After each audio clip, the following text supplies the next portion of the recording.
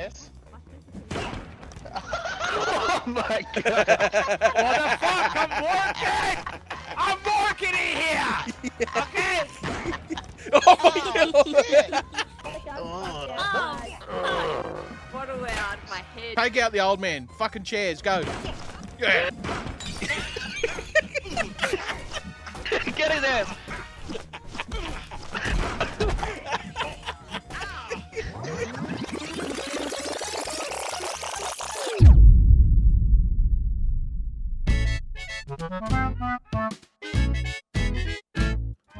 From day one, I could see the wise guy in my head. Cartoony, but mean, full of attitude. That look, that energy, I knew exactly what I wanted. So instead of drawing him first, I jumped straight into ZBrush to block out the first wise guy. And to be honest, part of this decision was also fear. I've wanted to make a multiplayer game for so long, and it's always scared the shit out of me. So instead of confronting that monster, I decided to make this rough, blocked out wise guy and put him in the engine first. To start testing the multiplayer, I needed to register the game with Steam. So I paid the $100 Steam fee and officially registered the game under the codename Project Rico. And that made it real.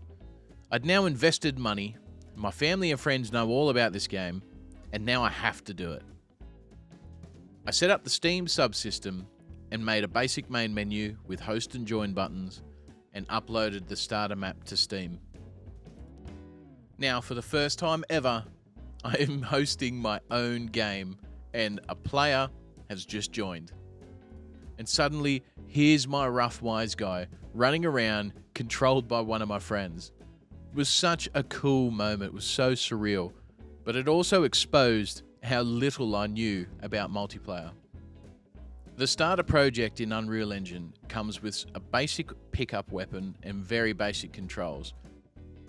Now it was time for us to shoot each other, but when players would pick up a gun, nobody else could see it. The host could fire a gun, but the client saw nothing.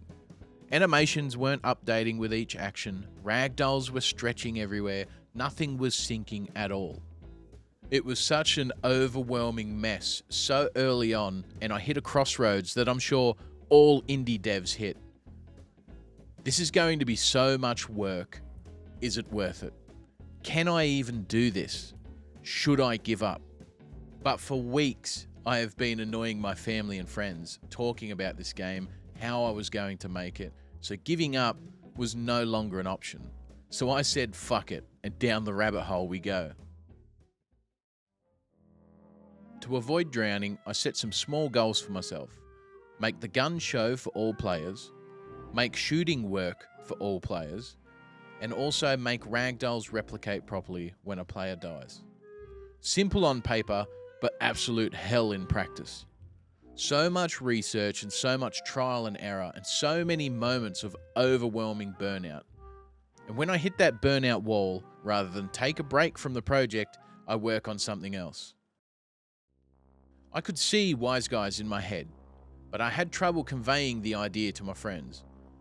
So I needed to lock in the tone as early as possible, and I wanted them to feel like they were playing as mobsters from the moment they see the characters. My plan was to nail that down, then everyone could see what I've got cooking in my head. So with the multiplayer burnout, I went back to the wise guy. I took the original block out and started sculpting, and the result was far better than I expected.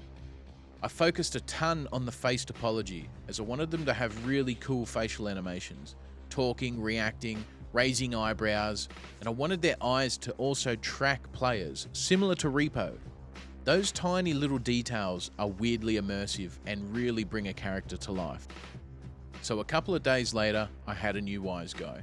Some basic animations for walking and shooting, some fun expressions, and I even modeled a nice little snubby revolver for the wise guys to use. Creating the new wise guy fired me back up, and I was ready to drop him in the game. I blocked together a basic map, and then I sent my friends some keys. It was time for a classic deathmatch.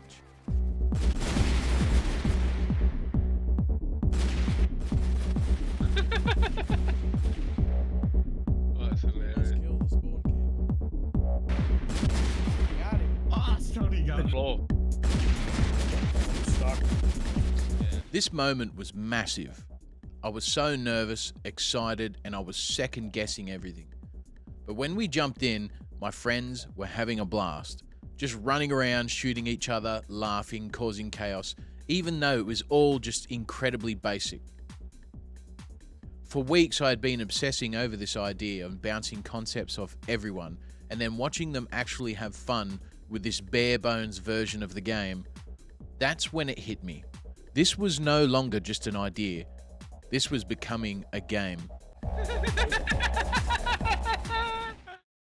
If you like the look of Wise Guys, please consider wishlisting the game on Steam. In the next episode, I begin building all of the core mechanics of Wise Guys, creating new weapons, an awesome melee brawling system, and also introducing you all to the boss, and of course, the rat. If you enjoyed this devlog, please also consider subscribing for more, and I'll catch you in the next one. Cheers, guys.